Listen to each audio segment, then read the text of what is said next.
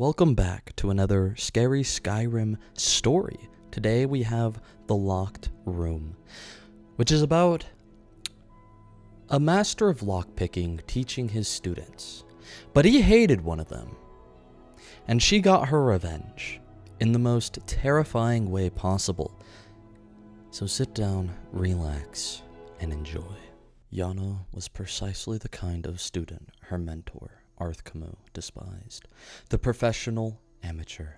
He enjoyed all the criminal types who were his usual pupils at the stronghold. From the common burglar to the more sophisticated blackmailers, children and young people with strong career ambitions, which the art and science of lockpicking could facilitate. They were always interested in simple solutions, the easy way. But people like Yana always looking for exceptions, possibilities, exotica. For pragmaticists like Camus, it was intensely vexing.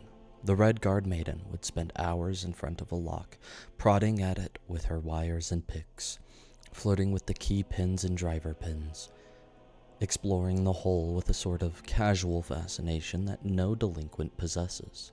Long after her fellow students had opened their test locks and moved on, Yana was still playing with hers. The fact that she always opened it eventually, no matter how advanced the lock, irked Camus even further. "You are making things much too difficult," he would roar, boxing her ears. "Speed is of the essence, not merely technical know-how. I swear that if I put the key to the lock right in front of you, you'd still never get around to opening it." Yana would bear Camus' abuse philosophically. She had, after all, paid him in advance. Speed was doubtless an important factor for the picker trying to get somewhere he wasn't supposed to, with the city guard patrol behind him. But Yana knew it wouldn't apply to her. She merely wanted the knowledge. Camus did everything he could to encourage Yana to move faster. She seemed to perversely thrive on his physical and verbal blows, spending more and more time on each lock, learning its idiosyncrasies and personality. Finally, he could bear it no longer. Very late one afternoon, after Yana had dawdled over a perfectly ordinary lock, he grabbed the girl by her ear and dragged her to a room in the stronghold far from the other students, an area they had always been forbidden to visit. The room was completely barren, except for one large crate in the center. There were no windows, and there were no other doors, except for the one leading in. Camus slammed his student against the crate and closed the door behind her. There was a distinct click of the lock. "This is my test for my advanced students," he laughed behind the door. "See if you can escape." Yana smiled and began her usual slow process of massaging the lock, gaining information. After a few minutes had gone by, she heard Camus' voice again call out from behind the door. "Perhaps I should mention that this is a test of speed. You see the crate behind you? It contains a vampire ancient who has been locked in here for many months. It is absolutely ravenous, and in a few minutes' time, the sun will have completely set. And if you have not opened the door, you will be nothing but a bloodless husk." Yana considered only for a moment whether Camus was joking or not. She knew he was an evil, horrible man, but to resort to murder to teach his pupil. The moment she heard a rustling in the crate, any doubts she had were erased. Ignoring all her usual explorations, she jammed her wire into the lock, thrust the pegs against the pressure plate, and shoved open the door. Camus stood in the hallway beyond, laughing cruelly. "So now you've learned the value of fast work." Yana fled from Camus' stronghold, fighting back tears. He was certain she would never return to his tutelage, but he considered that he had taught her at least a very valuable lesson. When she did return the next morning, Camus registered no surprise, but inside he was seething. "I'll be leaving shortly," she explained quietly, "but I believe I've developed a new type of lock, and I'd be grateful if you'd give me your opinion on it." Camus shrugged and asked her to present her design. "I was wondering if I might use the vampire room and install the lock. I think it would be better if I demonstrated it." Camus was dubious, but the prospect of the tiresome girl leaving at last put him in an excellent and even indulgent mood. He agreed to give her access to the room.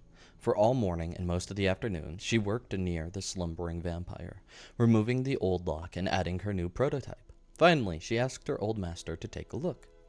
He studied the lock with an expert eye and found little to be impressed with. This is the first and only pick-proof lock, Yana explained. The only way to open it is to have the right key. Arthkamu scoffed and let Yana close the door, shutting him in the room. The door clicked and he began to work. To his dismay, the lock was much more difficult than he thought it would be. He tried all of his methods to force it, and found that he had to resort to his hated student's method of careful and thorough exploration. I need to leave now, called Yana from the other side of the door. I'm going to bring the city guard to the stronghold.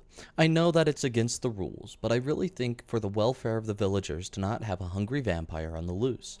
It's getting dark, and even though you aren't able to unlock the door, the vampire might be less proud about using the key to escape.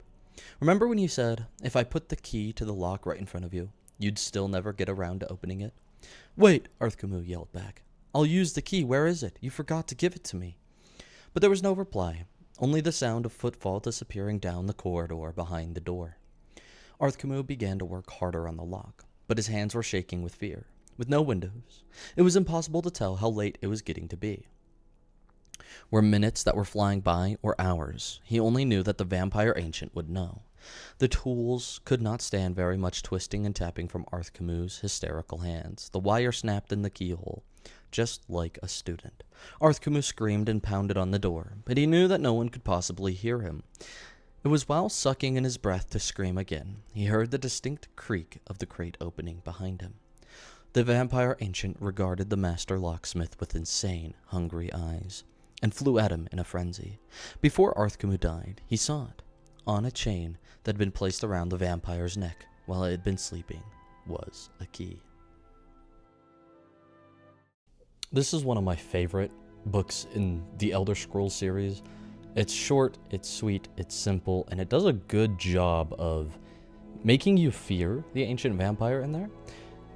This is a re-upload. I just did not like the way I read the story in the first one, so I redid it.